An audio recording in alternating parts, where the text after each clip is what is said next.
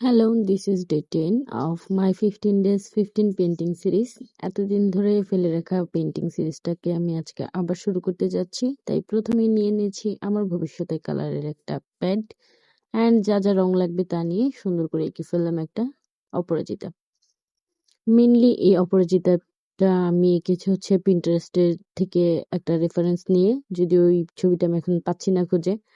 কিন্তু এই অপরাজিতা আঁকার চিন্তাটা মাথায় আসছিল নাবিহাস আর্ট আপুর এই আর্টটা দেখার পর। কিন্তু আমার কাছে মনে হলো যে যেহেতু আমার কাছে একটা ব্ল্যাক পেপার প্যাড আছেই, তো আমি সেটাতেই আঁকি। তাই আপুরটার মতো সেম না এঁকে প্রিন্টারেস্ট থেকে একটা রেফারেন্স নিয়েছি। আর ব্ল্যাক কালারটার উপর সরাসরি সবুজ দিলে ভালো লাগছিল না, তাই প্রথমে পাতাগুলো বেজ লেয়ারে সাদা দিয়েছিলাম অ্যান্ড পরবর্তীতে সেগুলোকে আমি সবুজ কালার করে দিয়েছি অ্যান্ড সবগুলো পাতাতেই টুকিটাকি ডিটেলস দিয়ে নিচ্ছিলাম। পরবর্তীতে এই পাশটা কিছুটা খালি খালি লাগছিল দেখে ভাবলাম কিছু একটা লিখে ফেলি, তাই এখানে লিখেছি অপরাজিতা শেখায় কোমল হলেও নিজ সৌন্দর্যে অদম্য হওয়া যায়।